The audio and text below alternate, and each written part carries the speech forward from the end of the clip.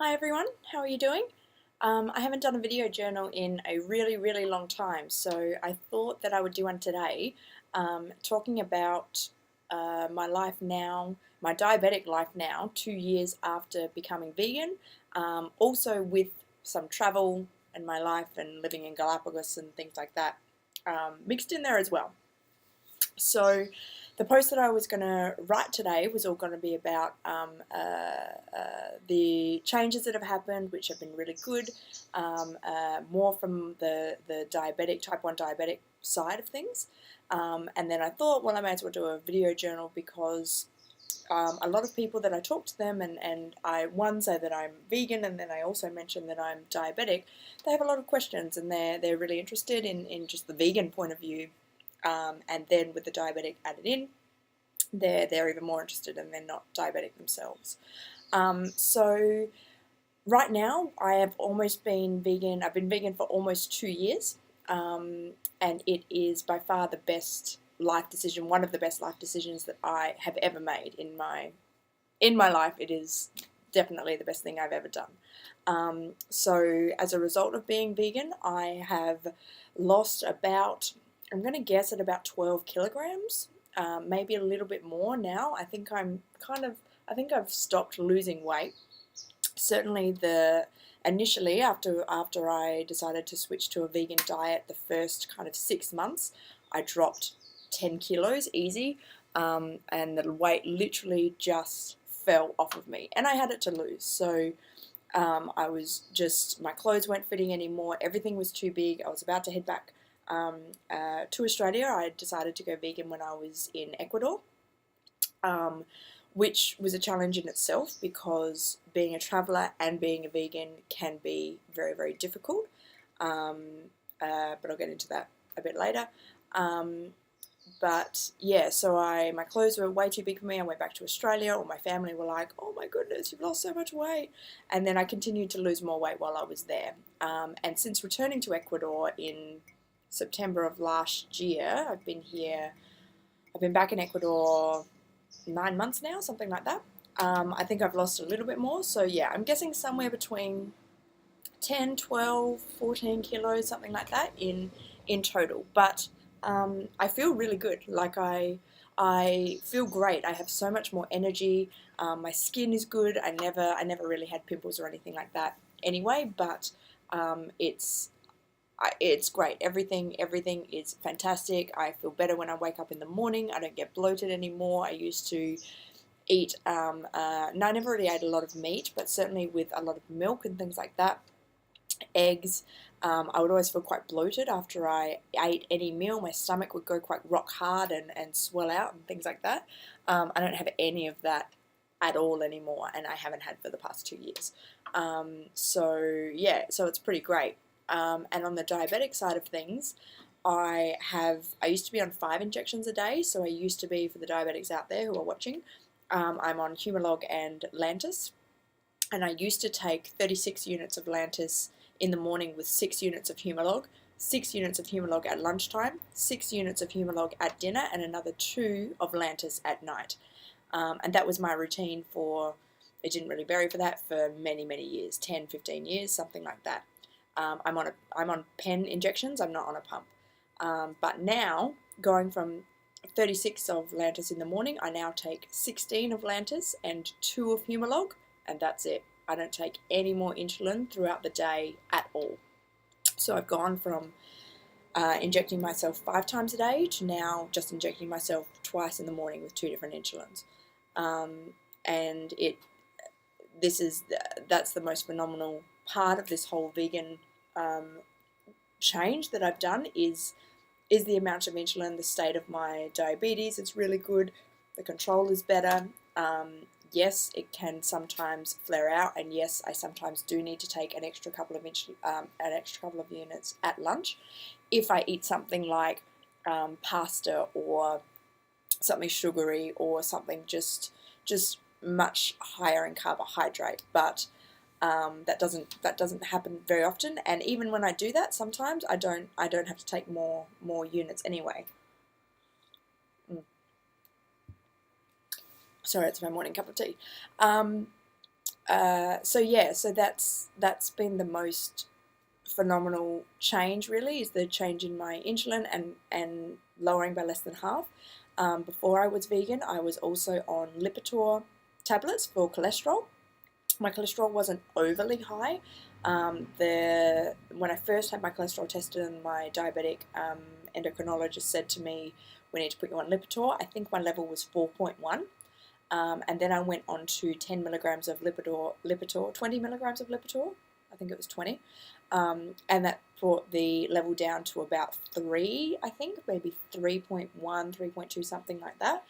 And whilst that seems low for most people, the diabetic doctor said to me, "No, because you're a diabetic, we need to keep on top of this. We need to keep your cholesterol levels as low as they possibly can. They've just drifted up. It's quite common in diabetics for things to drift up. Let's keep under control." And I was never overly happy taking the Lipitor tablets because, one, they're expensive. 2, I have to carry them around everywhere. And 3, I don't want to be on medications for the rest of my life. I mean, I'm on insulin. That's enough. I don't want to be taking more medications. So I was on those for a couple of years. I think 3 or 4 years I was taking the Lipitor tablets. And then after becoming vegan, I read that the majority of cholesterol, or often in cases of high cholesterol, you gain cholesterol through eating animal products. So any animal products, so meat, eggs, milk, cheese, anything like that, that is how the cholesterol gets into your system. It's not always why people have high cholesterol, and it doesn't always come from diet, but you do consume a lot of cholesterol when you eat animal products. So after being vegan for about 6 months, I decided by myself, against doctor's advice, well, not against doctor's advice, but without doctor's advice, I decided to take myself off of the Lipitor tablets. I was here in South America, in Ecuador, and decided, I don't think I need these anymore. Like, I feel amazing. I'm losing so much weight. My body is responding incredibly well. I'm lowering my insulin constantly. I feel fantastic. I don't want to take these tablets anymore. So I didn't. So I stopped taking them.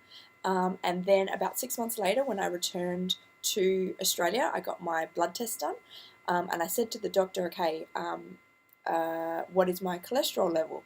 And she looked and she said, "Oh, it's 3.6. Are you still taking Lipitor?" And I said, "No, I'm not. I haven't been on Lipitor for 6 months. I'm on a vegan diet." And she was like, "Oh, okay." I don't want to be taking Lipitor tablets. Is it okay at 3.6 to not be on the tablets? Because I really don't want to be taking them. And she was like, "Yeah, that's fine." So through this diet, I am now on half the amount of injections, less than half the amount of insulin, and also don't need to be taking the Lipitor tablets anymore. So not only am I saving money, I'm also saving my health because I'm not putting these chemicals into my body, and I feel fantastic. So yeah, being vegan and going onto this vegan diet is by far the best thing, by far one of the best things that I have ever decided to do.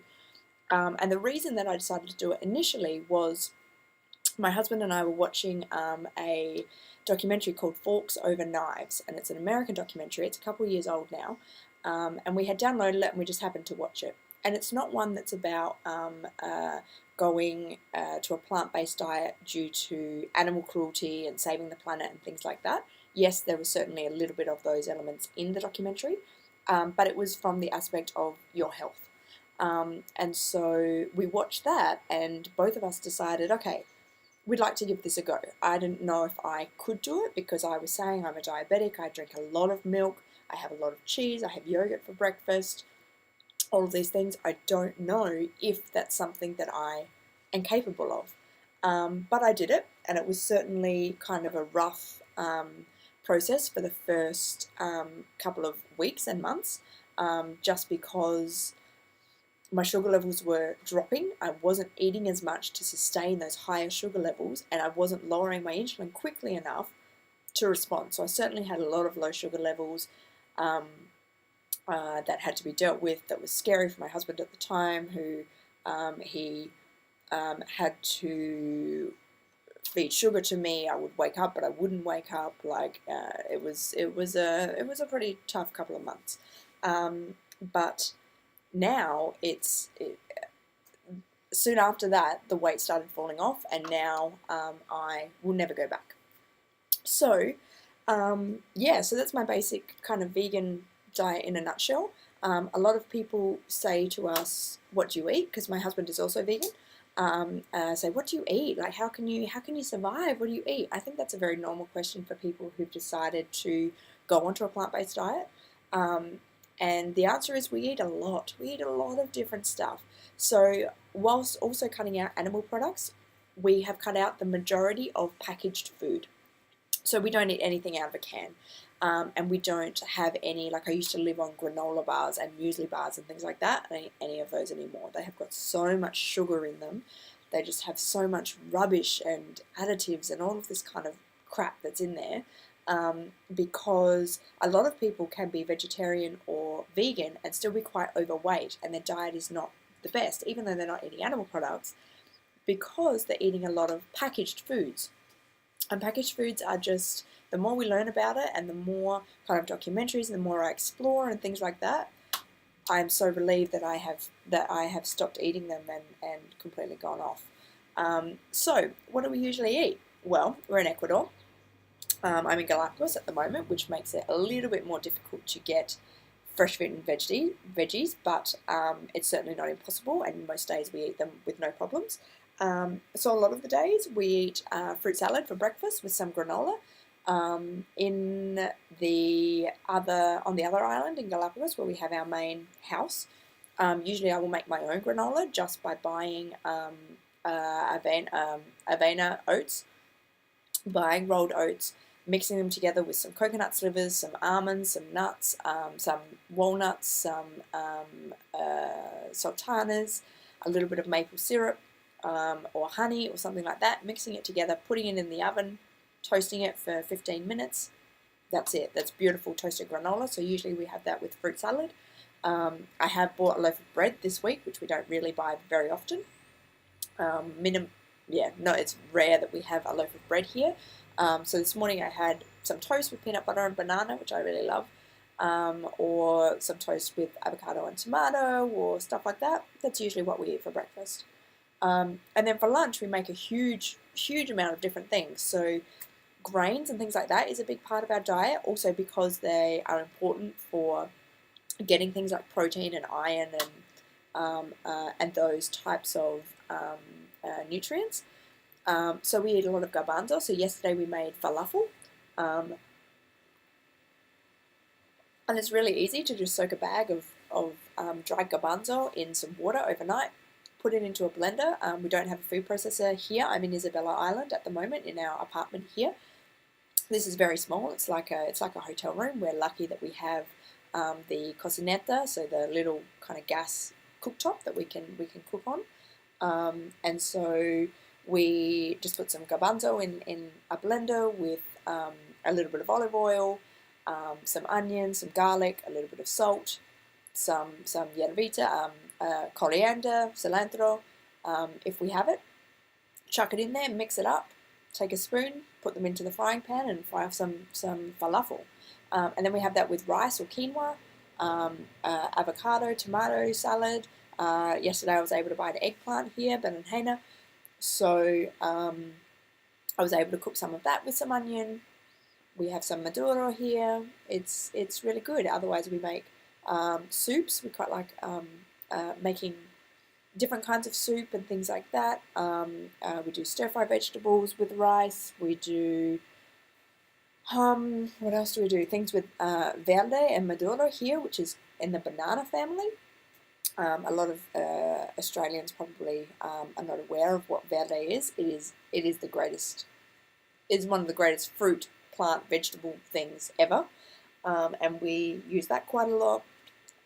So yeah, we have pasta. A lot of the dried pasta doesn't have anything animal product in it. It's usually just semolina flour, salt and water, usually in the dried packet. So we always look on the packet if we do buy something packaged. So the packaged items that we buy are things like pasta, maybe some crackers, because sometimes I will need something else to eat, like often fruit salad might not be enough if I have some sugary granola or my granola. Sometimes yes, sometimes no, so I might need a mid-morning snack.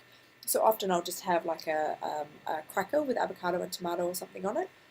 Always we read the ingredients for these kind of packaged things to make sure they don't contain any milk or eggs, because often they do. Either powdered milk, powdered eggs, things like that. You would be surprised, I'm always surprised, at how many packaged ingredients contain these products. But I find that if I eat these crackers for a couple of days in a row, my stomach will start to hurt, and it's got all kinds of preservatives and crap in it, but my stomach will start to hurt. So then I need to not eat them for a week or something like that because my body starts to react to it. So there's something in there that's not the best. So we try not to eat too many packaged products. Yes, we have a loaf of bread at the moment. When I'm back in our house in Santa Cruz, then I will make some bread with rice flour, because we try to limit the amount of gluten that we're eating, just because it doesn't do so well in our stomachs and things like that. So I have to make rice flour bread, which comes out really nicely. It only lasts for a day, but it doesn't matter because we're going to eat it. So we really don't eat packaged goods. We're fortunate here in Isabella. They do actually have a lot of vegetables. There's some broccoli in the shops at the moment. I was able to buy an eggplant the other day, a lot of onions, a lot of potatoes. Today I've still got some leftover falafel, so we're going to make some smashed potatoes with falafel, some garlic sauce, some peanut butter with garlic sauce that I make, salad, whatever. All of these types of things. We make, we use avocado a lot. We made some beautiful avocado pesto the other day, and some tomato pasta sauce and all of these types of things. We eat like royalty. Like, the food that we eat is great, and my diabetes is very even because of it. That's the best. Obviously, as a traveller, being a vegan can be more difficult. Living here in Galapagos, it is much more common with the number of tourists that are here. I've just realised the sun is crossing my face. With the number of tourists that are here to have vegetarian and vegetarian travellers. So vegetarianism is reasonably common, and certainly the restaurants and things know about it. We don't often eat out in the restaurants because even though they know about I'm being vegetarian, there's not that much to choose from. Often it's minestra, which is beans and rice, which I really don't like at all. Like, I'll eat it, but it's not my favourite. Or there's a falafel place just near our house here, a shawarma place, and they have falafel shawarma.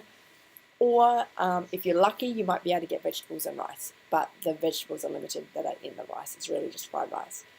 And that's usually the extent of the vegetarian options. Here, we are the only vegans in Isabella.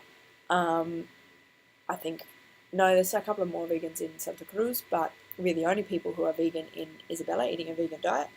And people think that we have lost our minds.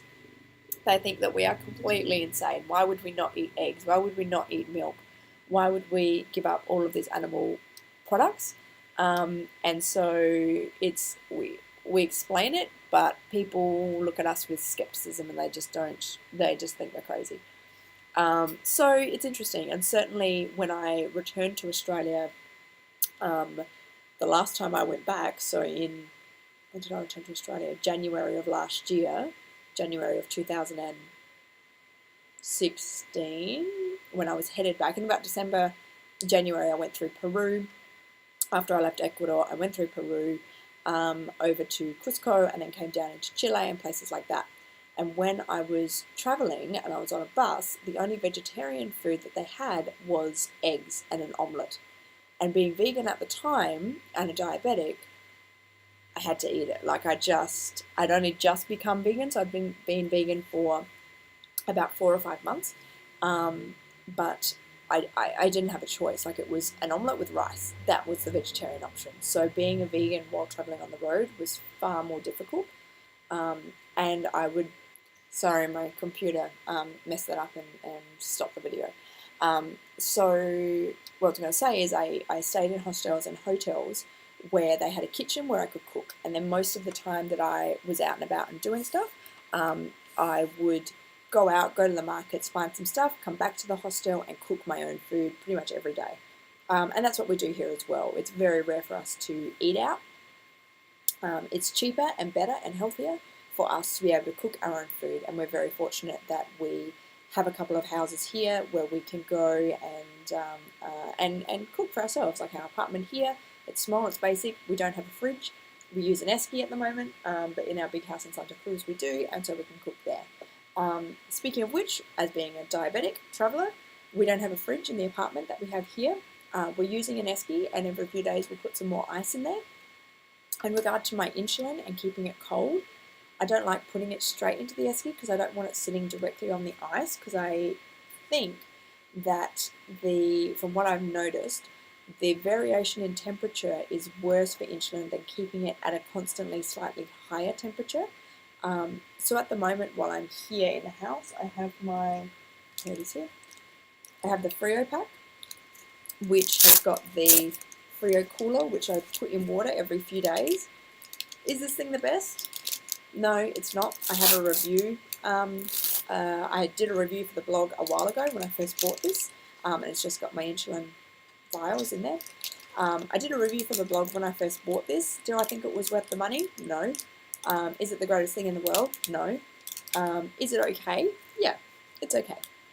So at the moment, for the few months that we are here in Isabella Island, staying in the apartment, my spare insulin and the stuff that I have with me here is just kept in here. And then the majority of my other insulin is in the fridge in the house in Santa Cruz. So yeah, but otherwise everything is going really well. The sun is shining here. We go out swimming most of the days, although for the past week or two it's been getting colder here because it is June.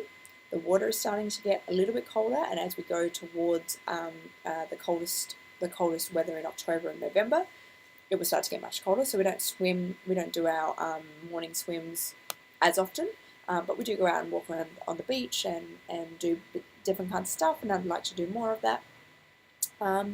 So yeah, so that's my kind of explanation as to being a diabetic and a vegan. 2 years on, I'll never go back. This has been nothing but benefit for me.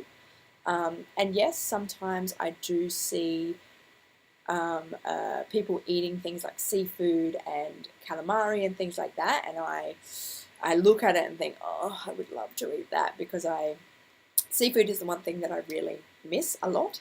The milk, I don't care. The cheese and stuff, I don't care.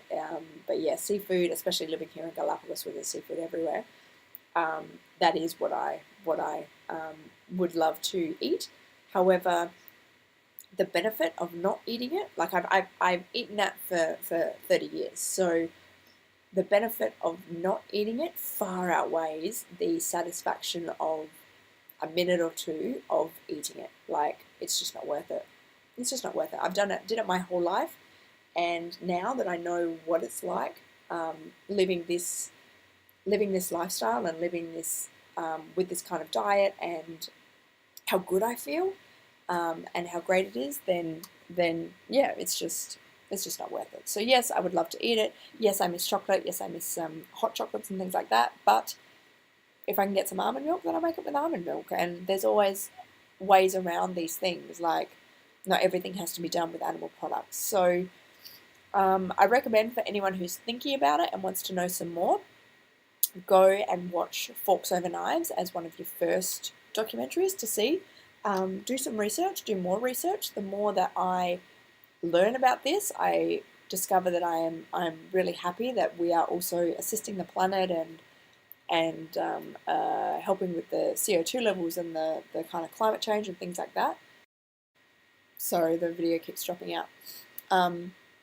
Assisting with climate change and things like that. If everyone dropped meat or animal products from their diet, even for only 1 or 2 days a week, it will help the planet immensely, because half of the problem is because so much is grown for meat eating, for so much cattle and so much sheep and so many animals for the food industry, and that's half the issue. So yeah, even if you're thinking about it, try it.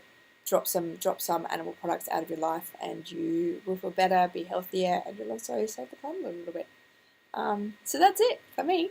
Anyone wants to come visit me in Galapagos, you're very welcome. We would love to see you. So yeah, that's it. Have a good day, everyone.